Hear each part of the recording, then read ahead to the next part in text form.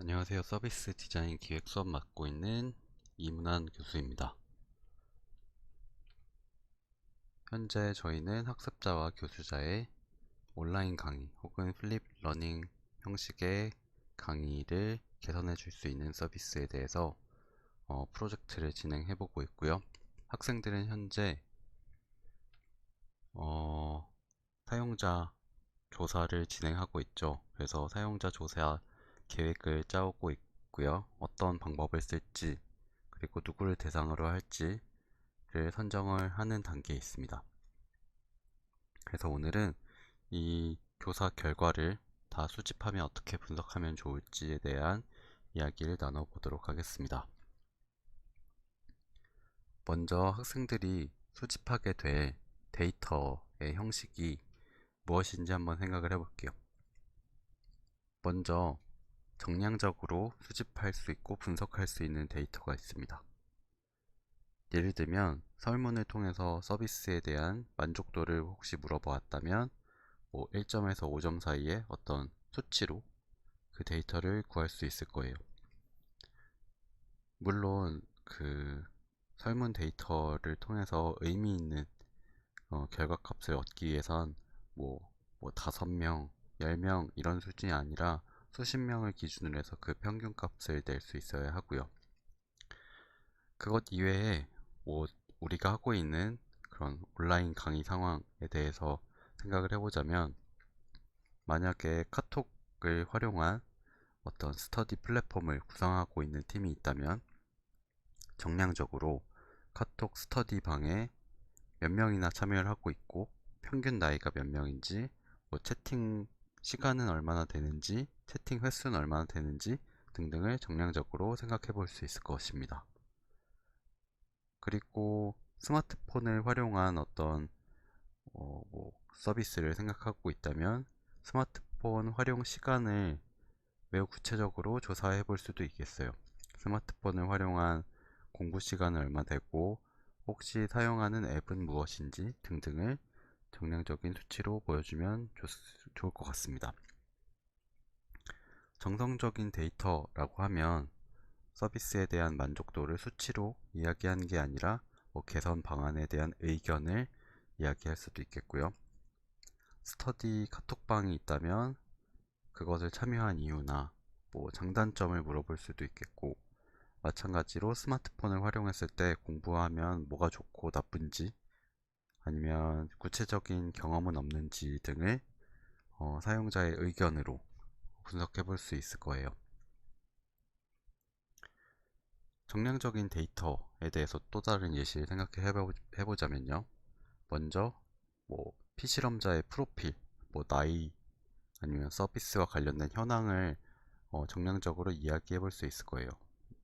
이 사진에 있는 예시 같은 경우는 공공신고 어플리케이션에 대한 실험을 했을 때 소집한 내용인데, 사람들한테 신고하고 싶은 상황에 대해서 직접 보내보라고 했었어요. 그래서 그 횟수가 얼마나 됐는지를 알아보고자 했습니다. 일주일 정도 주었을 때 사람들은 신고하고 싶은 상황을 몇 회나 맞닥뜨리고 진짜로 신고한 횟수가 얼마나 되는지 같은 것들을 정량적으로 분석해 보고자 했습니다. 또 다른 예시를 이야기하기 전에 정량적인 데이터가 필요한 이유는, 먼저 현재 상황에 대해서 구체적인 증거가 될 수 있다는 점입니다. 정량적인 데이터가 좋다, 정성적인 데이터가 좋다 이런 장단점이 있는 게 아니라 상호 보완할 수 있는 그런 방법인데, 정량적인 데이터는 주관적인 해석이 덜 개입하기 때문에 신뢰감을 높여주는 그런 효과가 있을 것 같습니다. 앞서 말했듯이 스마트폰을 활용한 학습 상황에 대해서 조사를 해보자 라고 한다면, 그리고 스마트폰의 사용이 학습을 방해하지 않는지, 생산성을 저해하지 않는지 등에 대해서 조사를 할 목적이 있다면 스마트폰 사용 모니터링 앱을 직접 사용자들한테 설치해보라고 하고 그 로그를 분석해보는 것도 가능할 것 같습니다. 어떤 말이냐 하면, 제가 플레이스토어에서 스마트폰 사용 모니터링이라고 검색해서 나온 앱들을 보아하니까요. 예를 들면 이 앱 같은 경우는 하루 중에 특정 앱을 몇 회나 켰는지, 사용한 시간은 몇 분이나 되는지, 그것들을 매우 구체적으로 알려주더라고요. 저희가 이런 앱을 실제로 개발할 순 없지만 기존에 있는 앱을 활용해서도 충분히 정량적인 데이터를 어디서 구할 수 있을 것 같습니다. 또 다른 예시를 생각을 해봤는데요. 카카오톡을 활용한 교육 서비스를 개발하고 싶다고 한다면 앞서 말했듯이 카톡에서 현재 구성되어 있는 오픈 채팅방들의 개수라던가 각각의 채팅방들의 사용 현황 같은 걸 정량적으로 제시할 수 있을 거예요. 채팅방이 몇 개나 있고 인원은 보통 몇 명이나 되며 하루에 채팅 건수는 몇 명이나 몇 회나 되는지 같은 것들을 채팅 내역을 분석함으로써 매우 정량적이고 가치 있는 데이터를 발견할 수 있을 것 같습니다. 이렇게 한다면 뭐 카톡 내에서는 교육 서비스로 뭐 오픈 채팅방에서 예를 들어서 5에서 10인 이내의 채팅방의 인원이 쓸 수 있는 채팅방이어야 하고 하루에 채팅이 엄청 많이 일어나니까 그걸 뭐 효율적으로 관리할 수 있게 해야 된다 라는 발견점을 정량적인 데이터를 통해서 얻을 수도 있을 것 같습니다. 정성적인 데이터는 이미 학생들이 사용자 리뷰를 분석해 봄으로써 어떻게 관리하면 좋을지, 분석하면 좋을지 체험을 해봤을 텐데요. 매우 다양한 자료를 수집하고 나면은 잘 분석해서 인사이트를 뽑아야 되는데, 해봤듯이 일단 인터뷰 내용을 엑셀에 정리하고요. 분석 프레임워크를 뭐 다양하게 만들어 놓고 기왕이면 사용자 리뷰를 했을 때 그 분석 프레임워크랑 동일하면 더 좋을 것 같아요. 이렇게 정리된 내용을 포스트잇에다가 써서 하나하나 분석을 해보면 그 안에서 재분류를 할 수 있을 것이고 매우 상세한 이슈들로 묶어낼 수 있을 것 같습니다. 주의할 점은 사용자 리뷰 분석을 했을 때 발견할 수 없었던 문제점들을 보다 중점적으로 발견해 봤으면 좋겠어요. 그러니까 사용자 리뷰에서는 사용성 혹은 기능과 관련된 불만 사항들이 많이 나왔을 텐데 그것 이외에 사용 상황 아니면 뭐 개인들의 의견, 구체적인 경험 같은 것을 통해서 좋은 인사이트를 뽑을 수 있도록 노력을 해봐 주세요. 그것들을 조사 보고서에 잘 정리해서 제출을 해야 될 텐데 이 조사 보고서에는 일단 사용자 조사 목적을 잘 써줬으면 좋겠습니다. 왜 이런 일을 했는지에 대해서 처음 보는 사람들도 이해가 갈 수 있게끔 써주고요. 어떤 과정으로 이 조사를 진행했는지를 알려주어야 합니다. 이것을 잘 써야 하는 이유는 조사 방법이 신빙성이 있다, 신뢰감 있는, 신뢰 가는 조사 결과를 이런 방법을 통해서 얻었다라는 것을 설득하기 위함입니다. 마찬가지로 참가자들이 누구였는지도 잘 설명을 해주어야 하는데요.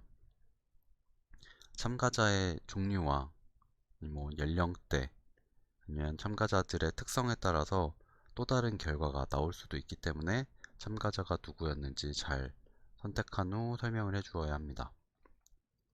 그리고 나면 발견점들에 대해서 하나하나 설명을 해주면 좋겠고요. 최종적으로는 그래서 디자인을 어떻게 하면 좋은지에 대한 의견을 정리해서 주면 좋겠습니다. 발견점 그리고 디자인적 개선 방안을 어떻게 정리하면 좋은지 설명을 드려보도록 할게요. 여기 있는 건 그냥 굉장히 간략하게 보여주기 위한 페이지들이니까 학생들이 진행하는 내용에 따라서 물론 추가하거나 달라질 수 있습니다. 일단 정량적인 결과가 있으면 현재 이 서비스를 둘러싼 상황이 어떤지 파악하기가 매우 좋은데요. 이 예시는 여기 그림에 있는 예시는 사용자들이 신고 어플리케이션을 통해서 일주일에 몇 회나 신고를 해봤는지를 보여주는 표예요. 그래서 총 6명의 사람이 있었는데 뭐 신고는 일주일에 한 3, 4번씩 했다. 그리고 평균적으로 신고하고 싶은 상황은 4번 정도 맞닥뜨렸다 라는 내용입니다. 이런 수치가 있으면 그 상황에 대해서 훨씬 이해하기가 쉽기 때문에 혹시 학생들이 조사를 하는 내용 중에 이런 게 있으면 꼭 넣어봤으면 좋겠습니다. 다음으로는 정성적인 결과를 요약하는 페이지가 있으면 좋겠는데요.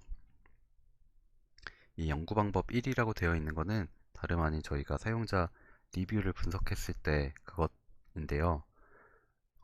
이 상황에서는 공공신고 어플리케이션을 쓸 때 특히 어플리케이션을 가지고 신고하는 단계에서 이 리뷰 분석을 통해서 많은 문제점들을 발견을 했었어요. 이렇게 다이어그램이랑 표 같은 거를 효율적으로 활용을 하면은 처음 보는 사람들에게도 내용을 효과적으로 전달할 수 있기 때문에 표, 다이어그램 같은 거를 잘 사용했으면 좋겠습니다. 그리고 저희가 했던 내용들을 생각을 해봤을 때 이 연구 방법 2라는 게 뭐 인터뷰와 같은 사용자 조사 방법이었는데요. 앞서 했던 사용자 리뷰 분석의 결과는 어플리케이션의 사용과 관련된 신고 상황에서 문제점들이 많았다면 여기서는 인터뷰를 해보니까 오히려 그 전 단계에서도 문제가 많았던 걸 볼 수가 있었어요. 학생들도 사용자 리뷰 분석과 달랐던 새롭게 알게 된 점은 없었는지 생각을 해보면서 이 결과를 요약했으면 좋겠습니다. 그리고 나면은 분석 프레임워크에 맞춰서 전체적인 결과를 한번 요약해 봤으면 좋겠어요. 이 페이지는 이 분석 프레임워크에 따라서 모든 결과를 다 압축해 놓은 페이지인데 이 결과만 봐도 대략적으로 현재 상황이 어떤지를 알 수가 있잖아요. 이렇게 큰 그림을 한번 그려보면 처음 보는 사람들에게도 도움이 될 것 같습니다. 그리고 그 다음에 각각 단계별로 설명을 해주면 좋을 것 같아요. 근데 주의하고 했으면 하는 점은 다양한 근거 자료를 많이 활용하면 좋겠어요. 그러니까 예를 들면 피실험자 4번이 보내온 사진이고 뭐 캡처 화면 같은 게 있다면 그런 것들을 직접 사용하면 좋겠고요. 그 사람이 했던 말 같은 것들도 넣어주면 보다 실질적인 그런 결과가 느껴지는 그런 보고서가 될 것 같습니다. 그리고 다양한 방식으로 이렇게 분석을 해보면 좋겠어요. 같은 인터뷰 결과라도 학생들이 얼마나 깊이 있게 생각하느냐에 따라서 더 의미 있는 인사이트를 발견할 수 있겠고 그 의미 있는 인사이트를 바탕으로 해서 더 개선된 디자인을 진행할 수 있을 거예요. 그러니까 표면적인 것만 보지 말고요. 왜 5Y라고 해봤잖아요. 왜 그랬는지를 점점 깊이 생각하다 보면 더 의미 있는 인사이트를 발견할 수 있을 것입니다. 마지막으로 디자인적 개선 방법을 이야기할 때는 리뷰 분석했던 거랑 사용자 조사했던 거를 동시에 요약해서 합쳐서 생각을 해봤으면 좋겠어요. 여기 보여줄 예시는 플립러닝 상황을 제가 전중후 상황으로 나누어서 어, 생각을 해본 건데요. 그냥 하나의 예시로 봐주세요. 먼저 온라인 강의를 진행하는 그 상황에서는 일상적인 환경 때문에 강의에 집중하기 어렵잖아요. 그런 내용을 요약한 후에 피실험자가 했던 말이 있다면 이렇게 예시로서 넣어주면 요약한 내용과 실질적인 내용, 그 사용자가 했던 이야기가 있어서 이해하기도 쉽고 그럴 것 같습니다. 두 번째 문제점을 생각을 해보면 오프라인 강의에서는 인원이 너무 많아서 학생이 배제된 채 교수님이 일방적으로 진행하는 경우가 많다. 그런 문제점을 제안할 수 있을 거고, 마지막 자습하는 단계에서는 오프라인 상황에서는 학생들이 친구들이랑 경쟁하고 서로서로 열심히 하려는 그런 마음이 있으나 온라인에선 그렇지 못하다라는 것을 인터뷰 내용에서 뽑고 그것을 발견할 수 있을 거예요. 이런 문제점들을 발견을 했다면 그것에 대한 개선 방식을 생각할 수 있을 거예요. 예를 들어서 일상 환경에서 집중하기 어려우니까 강의 이해도와 참여도를 측정을 하고 그걸 바탕으로 개인화된 수업을 진행해 주게 하자 라는 아이디어는 아니고 디자인 방안을 생각을 해볼 수 있겠죠. 구체적인 예시로 생각을 해본 거는 뭐 웹캠 같은 걸 통해서 사용자의 흥미도를 측정을 한 후에 뭐 흥미가 없으면 뭐 그에 특화된 수업 내용을 제공을 할 수도 있겠다라는 생각을 해봤습니다. 두 번째로 오프라인 강의 중에는 소통 채널을 제공하면 좋겠다라는 생각을 해봤어요. 학생들이 대형 강의일 때 일일이 질문을 하기 어려우니까 질문을 올리는 어떤 앱 같은 게 있고 교수님은 유사한 질문들은 묶어서 받을 수 있다면 훨씬 자연스러운 소통이 될 수 있을 것 같다 생각을 해봤고요. 마지막으로 학생들 간의 협동이나 경쟁심을 유도할 수 있도록 뭐 성취도를 공개한다던가 아니면 공동 프로젝트를 진행할 수 있게 하는 기능을 개선했으면 좋겠다라는 디자인 개선 방식에 대해서 제안할 수 있을 것 같습니다. 학생들도 나름대로 이런 그 문제점이 뭐였고 그것에 대한 개선 방식이 무엇인지 생각을 해봤으면 좋겠어요. 자세한 아이디어가 필요한 게 아니거든요, 현재 단계는. 하지만 추구하는 방향이 어떤 것인지는 알려줄 수 있으면 좋겠고, 그것이 우리가 조사했던 그 문제점과 사용자들이 말했던 니즈를 바탕으로 했음을 잘 근거 있게 주장하고 디자인을 해봤으면 좋겠습니다. 마지막으로 과제에 대한 설명인데요. 현재 학생들이 과제가 너무너무 많을 거라는 걸 저도 예상을 하고 있지만 이 프로젝트의 진행을 위해서 일단은 저희도 과제는 진행해야 되겠습니다. 다만 4월 28일 다음 주까지는 사용자 조사를 진행을 하고 그 중간 과정에 대해서 공유를 해주면 좋겠습니다. 이 중간 과정에 대해서도 과제 제출은 해주시고요. 뭐 완벽하게 돼 있진 않더라도 되도록이면 분석하기 전에 그 완료는 되어 있는 상황이었으면 좋겠어요. 조사 진행이.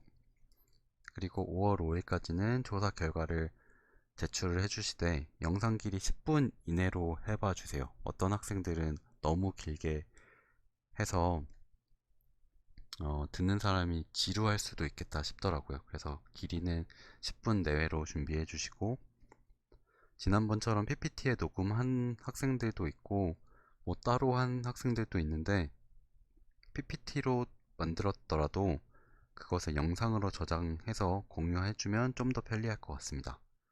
그리고 녹음할 때 잡음이 웬만하면 덜 들어갈 수 있게 노력해 봐 주시면 좋겠습니다. 여기 뒤에는 이전에 학생들이 했던 분석에 대한 페이지들이 있으니까 그냥 참고로 보면 좋겠습니다. 꼭 이렇게 하라는 게 아니라 이런 식으로 생각을 해보면 좋겠다는 겁니다.